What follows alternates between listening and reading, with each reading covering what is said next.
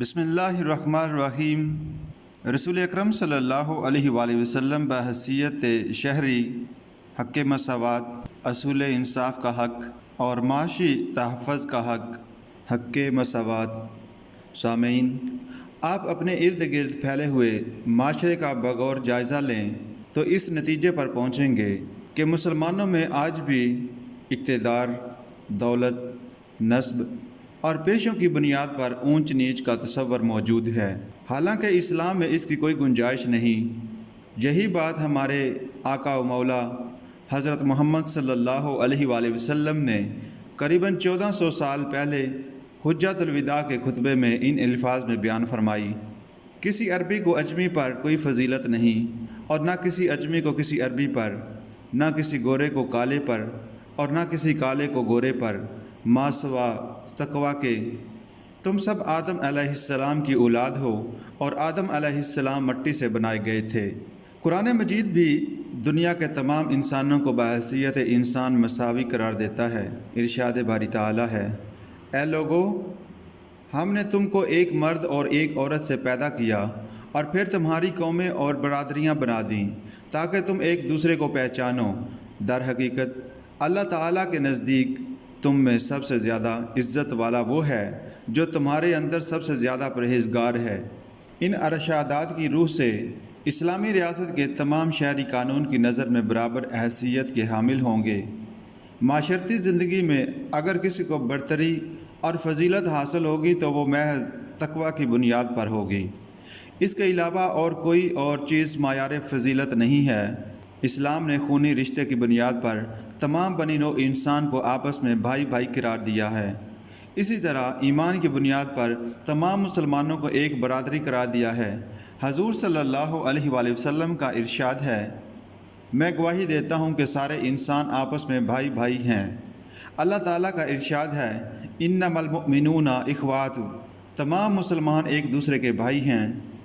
نبی اکرم صلی اللہ علیہ وآلہ وسلم نے اگرچہ کسی شخص کے ساتھ کبھی کوئی زیادتی نہیں کی، لیکن آپ صلی اللہ علیہ وآلہ وسلم اس بارے میں اس قدر فکر مند اور محتاط تھے کہ لوگوں سے بار بار فرمایا کرتے تھے کہ جس سے کوئی زیادتی ہوئی ہو وہ مجھ سے بدلہ لے لے۔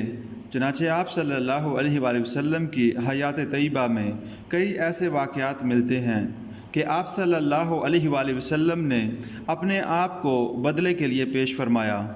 ایک مرتبہ حضرت مساوات بن عمر رضی اللہ تعالیٰ عنہ کو حضور اکرم صلی اللہ علیہ وآلہ وسلم نے کسی بات پر تنبیہ کرنے کے لیے چھڑی چبھو دی۔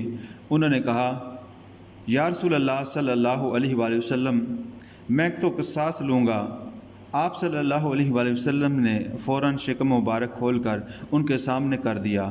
اسی طرح آپ صلی اللہ علیہ وآلہ وسلم نے میدان بدر میں حضرت مساوات رضی اللہ تعالیٰ عنہ بن غزیہ کو، اسی طرح ایک مجلس گفتگو کے دوران حضرت اسید بن حضیر رضی اللہ تعالیٰ عنہ کو، اور تقسیم غنیمت کے وقت ایک صحابی کو چھڑی کی نوک سے پہنچنے والی تکلیف کا بدلہ لینے کی پیشکش کی۔ حصول انصاف کا حق۔ اللہ تعالیٰ نے نبی کریم صلی اللہ علیہ وآلہ وسلم کو ہدایت فرمائی کہ آپ اعلان کر دیں: وَأُمِرْتُ لِأَعْدِلَ بَيْنَكُمْ، اور مجھے حکم دیا گیا ہے کہ میں تمہارے درمیان عدل قائم کروں۔ ایک اور جگہ فرمایا: قُلْ أَمَرَ رَبِّي بِالْقِسْطِ، اے محمد صلی اللہ علیہ وآلہ وسلم، آپ ان سے کہہ دیجئے کہ میرے رب نے انصاف کا حکم دیا ہے۔ اس سے واضح ہوتا ہے کہ حضور صلی اللہ علیہ وآلہ وسلم کو بطور خاص عدل و انصاف کے قیام پر مأمور کیا گیا ہے۔ رسول اکرم صلی اللہ علیہ وآلہ وسلم کا ارشاد ہے: عادل امام کا ایک دن 60 سال کی عبادت سے بہتر ہے۔ نیز آپ صلی اللہ علیہ وآلہ وسلم نے ارشاد فرمایا: مخلوق میں خدا کو سب سے زیادہ محبوب عادل امام ہے، اور خدا کے نزدیک سب سے زیادہ مبغوض آدمی ظالم امام ہے۔ نبی اکرم صلی اللہ علیہ وآلہ وسلم نے ان احکام پر عمل فرمایا۔ آپ صلی اللہ علیہ وآلہ وسلم نے اپنی ذات کو بھی قصاص کے لیے پیش فرمایا۔ آپ صلی اللہ علیہ وآلہ وسلم نے امیر، غریب، ادنا، اعلیٰ، مسلم، غیر مسلم، آقا، غلام، حکمران اور عام شہری کے درمیان عدل و انصاف کے معاملے میں اصول مساوات پر سختی سے عمل فرمایا۔ آپ صلی اللہ علیہ وآلہ وسلم نے معاشرے میں عدل و انصاف کے قیام کے لیے جو اصول پیش فرمائے اگر ان پر عمل کیا جائے تو معاشرے سے ظلم اور ناانصافی کا مکمل طور پر خاتمہ ہو سکتا ہے۔ ان اصولوں میں نمبر 1، ہمیشہ سچی گواہی دی جائے، خواہ سچی گواہی کی زد گواہی دینے والے کے ذاتی مفاد پر یا اس کے والدین اور قریبی رشتہ داروں کے مفاد پر ہی کیوں نہ پڑتی ہو۔ نمبر 2، گواہی دیتے وقت کسی شخص کا مقام و منصب یا اس کی معاشی و معاشرتی حیثیت کا لحاظ نہ کیا جائے۔ ایسا نہ ہو کہ یہ چیزیں گواہی کی صحت پر اثر انداز ہو جائیں۔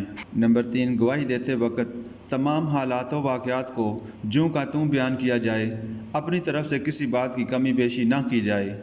نمبر 4، معاملہ خواہ کسی دشمن کا ہی کیوں نہ ہو، عدل و انصاف کا دامن ہاتھ سے چھوٹنے نہ پائے۔ نمبر 5، بدلہ لیتے وقت اس بات کا خیال رکھا جائے کہ بدلہ مظلوم کے نقصان کے بالکل برابر لیا جائے، نہ کم نہ زیادہ۔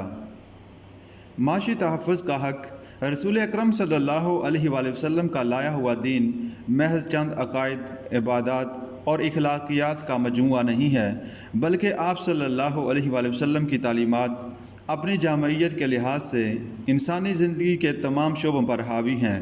معاشی مسئلہ بھی انسانی زندگی کے اہم ترین مسائل میں سے ہے۔ اس مسئلے کا کوئی پہلو ایسا نہیں ہے جس کا کامل اور مکمل حل اسلام نے پیش نہ کیا ہو۔ معاشی مسئلے کے حل کے لیے کچھ ذمہ داریاں اسلامی ریاست کے شہریوں پر عائد ہوتی ہیں اور کچھ اسلامی ریاست پر بھی۔